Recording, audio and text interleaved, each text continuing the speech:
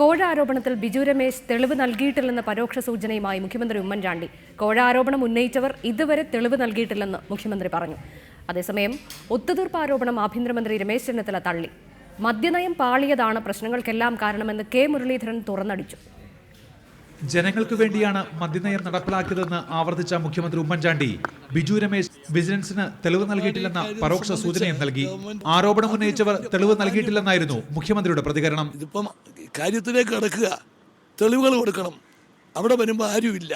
ഇവിടുത്തെ ജനങ്ങളുടെ ആവശ്യം അംഗീകരിച്ചുകൊണ്ടാണ് ഗവൺമെന്റ് നടപടിയെടുത്തത്. അതിൽ ഇത്രയും നാൾ വരെ എവിടെയായിരുന്നു?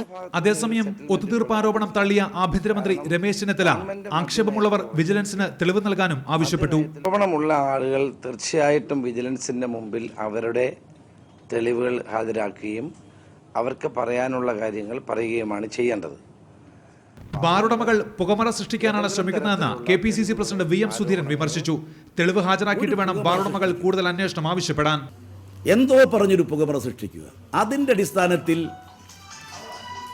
സർക്കാരിനെ ദുർബലമാക്കാൻ ശ്രമിക്കുക, അപകീർത്തിപ്പെടുത്താൻ ശ്രമിക്കുക, അങ്ങനെ ഒരു തരത്തിലുള്ള ബ്ലാക്ക് മെയിൽ തന്ത്രമാണ് അവരുപയോഗിച്ചിട്ടുള്ളത്. ആ ബ്ലാക്ക് മെയിൽ തന്ത്രമാണ് അക്ഷരാർത്ഥത്തിൽ കേരളത്തിൽ പൊളിഞ്ഞിട്ടുള്ളത്. അതേസമയം മദ്യനയം പാളിയതാണ് എല്ലാ പ്രശ്നങ്ങൾക്കും കാരണമെന്ന് തുറന്നടിച്ച കെ മുരളീധരൻ MLA ബാറുടമകളുടേത് ഉണ്ടയില്ലാ വെടിയാണെന്നും അഭിപ്രായപ്പെട്ടു. ഞാൻ ആദ്യമേ പ്രായോഗികമായിട്ടുള്ള സമീപനം സ്വീകരിക്കുക എന്നുള്ള അഭിപ്രായക്കാരനായിരുന്നു ഞാൻ അന്നും ഇന്നും.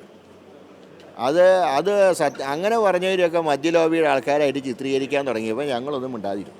കോടതിയിൽ പോവാതെ അന്വേഷണ കമ്മീഷൻ്റെ മുമ്പാകെ ചെല്ലുമ്പോൾ മലക്കം മറിയുകയും പുറത്തു വന്ന് മറ്റൊന്ന് പറയുകയും ചെയ്യും. അതായത് ഉണ്ടയില്ല വെടി വെച്ചുകൊണ്ടിരിക്കുക. News desk reporter.